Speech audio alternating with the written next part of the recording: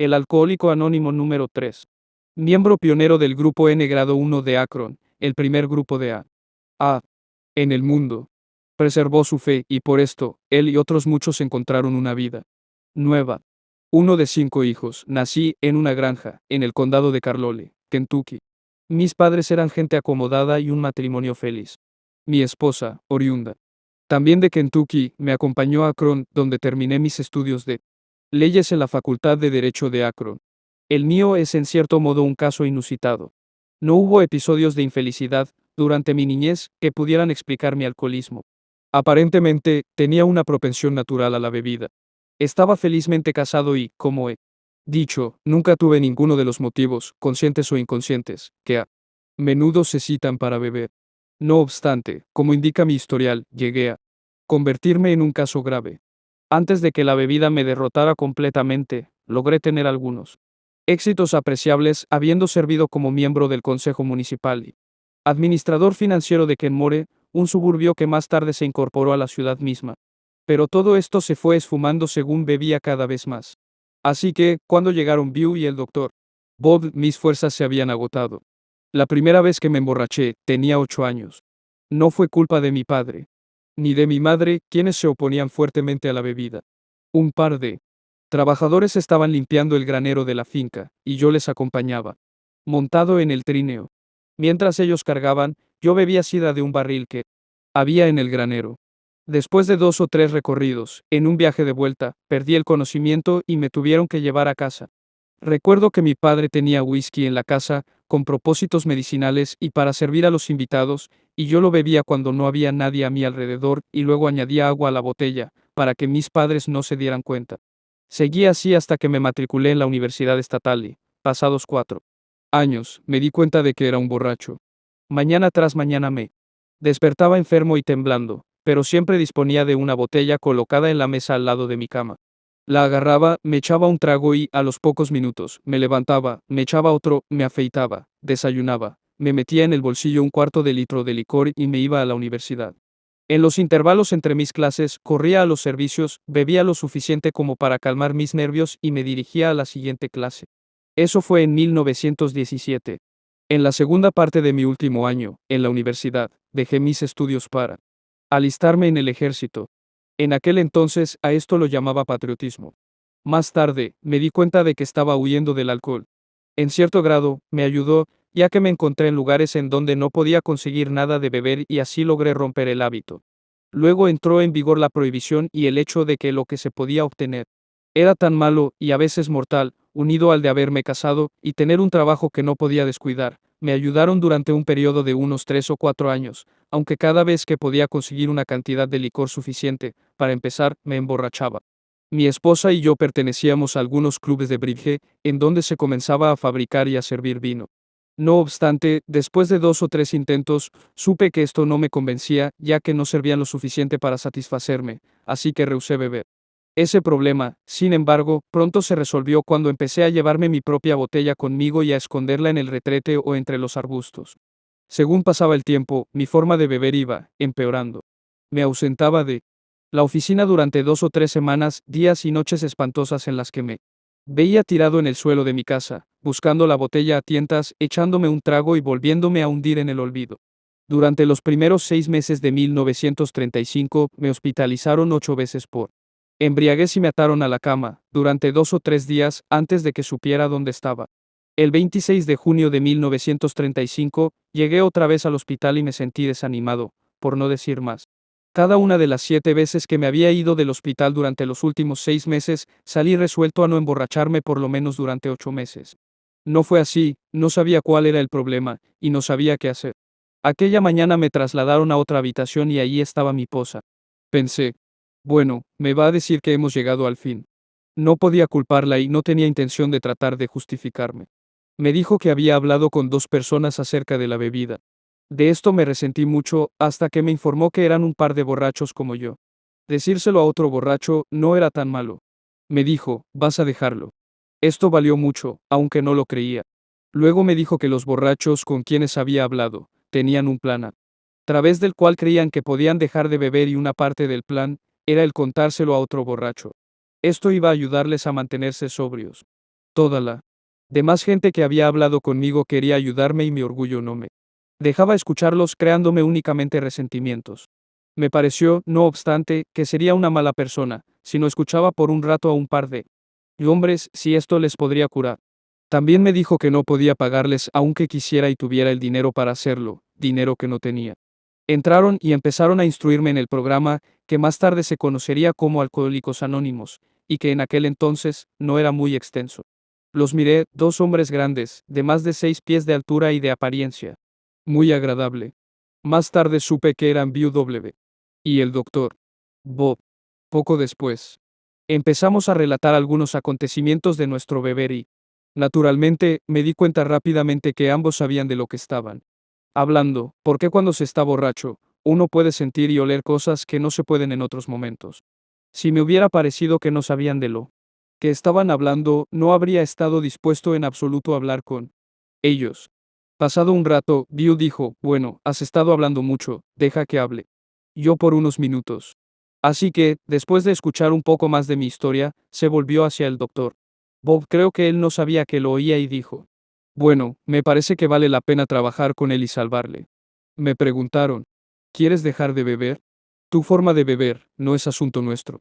No estamos aquí para tratar de quitarte ningún derecho o privilegios tuyos, pero tenemos un programa a través del cual creemos que podemos mantenernos sobrios. Una parte de este programa consiste en que lo llevemos a otra persona que lo necesite y lo quiera. Si no lo quieres, no malgastaremos tu tiempo y nos iremos a buscar a otro. Luego, querían saber si yo creía que podía dejar de beber por mis propios medios, sin ayuda alguna, si podía simplemente salir del hospital para no beber nunca. Si así fuera, sería una maravilla y a ellos les agradaría conocer a un hombre que tuviera tal capacidad. No obstante, buscaban a una persona que supiera que tenía un problema que no podía resolver por sí misma, y que necesitara ayuda ajena. Luego me preguntaron si creía en un poder superior. Eso no me causó ninguna dificultad, ya que nunca había dejado de creer en Dios y había tratado repetidas veces de conseguir ayuda, sin lograrla. Luego, me preguntaron si estaría dispuesto a recurrir a este poder, para pedir ayuda. Tranquilamente y sin reservas. Me dejaron para que reflexionara sobre esto y me quedé echado en mi cama del hospital, pensando en mi vida pasada y repasándola. Pensé en lo que el alcohol me había hecho, en las oportunidades que había perdido, en los talentos que se me habían dado y en cómo los había malgastado, y finalmente llegué a la conclusión de que, aunque no deseara dejar de beber, debería desearlo y que estaba dispuesto a hacer cualquier cosa para dejarlo. Estaba dispuesto a admitir que había tocado fondo, que me había encontrado con algo con lo que no sabía enfrentarme solo. Así que, después de meditar sobre esto y dándome cuenta de lo que la bebida había costado, acudí a este poder superior, que para mí era Dios, sin reserva alguna, y admití que era impotente ante el alcohol, y que estaba dispuesto a hacer cualquier cosa para deshacerme del problema. De hecho, admití que estaba dispuesto, de allí en adelante, a entregar mi dirección a Dios. Cada día trataría de buscar su voluntad y de seguirla en vez de tratar de convencer a Dios de que lo que yo pensaba era lo mejor para mí. Entonces, cuando ellos volvieron, se los dije. Uno de los hombres, creo que fue el doctor Bob, me preguntó, bueno, ¿quieres dejar de beber? Respondí, sí, me gustaría dejarlo, por lo menos, durante unos 6 u 8 meses, hasta que pueda poner mis cosas en orden y vuelva a ganarme el respeto de mi esposa y de algunos otros, arreglar mis finanzas, etc. Y los dos con esto se echaron a reír de buena gana y me dijeron, sería mejor que lo que has estado haciendo. ¿Cierto? Lo que era, por supuesto, la verdad. Y me dijeron, tenemos malas noticias para ti. A nosotros nos parecieron malas noticias, y a ti probablemente te lo parecerán también. Aunque hayan pasado 6 días, meses o años, desde que tomaste tu último trago, si te tomas 1 o 2 copas, acabarás atado a la cama en el hospital. ¿Cómo has estado durante los 6 meses pasados? Eres un alcohólico. Que recuerde yo, esta fue la primera vez que presté atención a aquella palabra. Me imaginaba que era simplemente un borracho y ellos me dijeron no, sufres de una enfermedad y no importa cuánto tiempo pases sin beber, después de tomarte 1 o 2 tragos te encontrarás como estás ahora. En aquel entonces, esa noticia me fue verdaderamente desalentadora. Seguidamente me preguntaron, ¿puedes dejar de beber durante 24 horas? ¿Verdad? Les respondí, sí, cualquiera puede dejarlo durante 24 horas. Me dijeron, de esto precisamente hablamos. 24 horas cada vez. Esto me quitó un peso de encima. Cuando comenzaba a pensar en la bebida, me imaginaba los largos años secos que me esperaban sin beber. Esta idea de las 24 horas, y el que la decisión dependiera de mí, me ayudaron mucho. En este punto, la redacción se interpone solo lo suficiente como para complementar el relato de Viu D, el hombre, en la cama, con el de Viu W, el que estaba sentado al lado. Dice Viu W. Este último verano hizo 19 años que el doctor Bob y yo le vimos por primera vez. Recostado en la cama del hospital, nos miraba con asombro. 2 días antes, el doctor Bob me había dicho, si tú y yo vamos a mantenernos sobrios, más vale que nos pongamos a trabajar. Enseguida, Bob llamó al hospital municipal de Akron, y pidió hablar con la enfermera encargada de la recepción. Le explicó que él y un señor de Nueva York tenían una cura para el alcoholismo. ¿Tenía ella algún paciente alcohólico con quien la pudiéramos probar? Ella conocía al doctor Bob desde hacía tiempo y le replicó bromeando. Supongo que ya la ha probado usted mismo. Sí, tenía un paciente y de primera clase. Acababa de llegar con delirium tremens. A 2 enfermeras les había puesto los ojos morados y ahora le tenían atado fuertemente. ¿Serviría este? Después de recetarle medicamentos, Bob ordenó, ponle en una habitación privada. Le visitaremos cuando se despeje. A Viude. No pareció impresionarle. Con cara triste, nos dijo cansadamente. Bueno, todo eso es para ustedes estupendo, pero para mí no puede serlo. Mi caso es tan malo que me aterra hasta la idea de salir del hospital. Y tampoco. Tienen que venderme la religión. Una vez fui diácono, y todavía creo en Dios. Parece que él apenas cree en mí. Entonces, el doctor Bob le dijo, bueno, quizá te sentirás mejor mañana. ¿Te gustaría vernos otra vez? ¿Cómo no? Respondió Viude, tal vez no sirva para nada, pero no obstante me gustaría verles. No cabe duda de que saben de lo que están hablando. Al pasar más tarde por su habitación, le encontramos con su esposa Henrietta. Nos señaló con el dedo diciendo con entusiasmo, estos son los hombres de quienes te estaba hablando, los que entienden. Luego Viu nos contó que había pasado casi toda la noche despierto echado en la cama. En el abismo de su depresión, nació de alguna manera una nueva esperanza. Le había cruzado por la mente como un relámpago la idea, si ellos pueden hacerlo yo también lo puedo hacer, se lo dijo repetidas veces así mismo. Finalmente, de su esperanza, surgió una convicción. Estaba seguro. Le vino entonces una rotunda alegría. Sintió por fin una gran tranquilidad y se durmió. Antes de terminar nuestra visita, Viu se volvió hacia su esposa y le dijo, tráeme mis ropas, querida. Vamos a levantarnos e irnos de aquí. Viu salió del hospital como un hombre libre y nunca más volvió a beber. El grupo número 1 de AA data de ese mismo día. A continuación sigue la historia de Viu D. Durante los siguientes 2 o 3 días, llegué por fin a la decisión de entregar mi voluntad a Dios y de seguir el programa lo mejor que pudiera. Sus palabras y sus acciones me habían infundido una cierta seguridad. Aunque no estaba absolutamente seguro. No dudaba de que el programa funcionara, dudaba de que yo pudiera atenerme a él. Llegué no obstante a la conclusión de que estaba dispuesto a dedicar todos mis esfuerzos a hacerlo, con la gracia de Dios y que deseaba hacer precisamente esto. En cuanto llegué a esta decisión, sentí un gran alivio. Supe que tenía alguien que me ayudaría, en el que podía confiar, que no me fallaría. Si pudiera pegarme a él y escuchar, conseguiría lo deseado. Recuerdo que, cuando los hombres volvieron, les dije, acudí a este poder superior y le dije que estoy dispuesto a anteponer su mundo a todo lo demás. Ya lo he hecho y estoy dispuesto a hacerlo otra vez ante ustedes, o a decirlo en cualquier sitio, en cualquier parte del mundo, de aquí en adelante, sin tener vergüenza. Y esto, como ya he dicho, me deparó mucha seguridad, parecía quitarme una gran parte de mi carga. Me acuerdo haberles dicho también que iba a ser muy duro, porque hacía otras cosas, fumaba cigarrillos, jugaba al póker y a veces apostaba a los caballos, y me dijeron, ¿no te parece que en el presente la bebida te está causando más problemas que cualquier otra cosa? ¿No crees que vas a tener que hacer todo lo que puedas para deshacerte de ella? Les repliqué a regañadientes, sí, probablemente será así. Me dijeron, dejemos de pensar en los demás problemas, es decir, no tratemos de eliminarlos todos de un golpe y concentrémonos en el de la bebida. Por supuesto, habíamos hablado de varios de mis defectos y hecho un tipo de inventario que no fue difícil de hacer, ya que tenía muchos defectos que eran muy obvios, porque los conocía de sobra.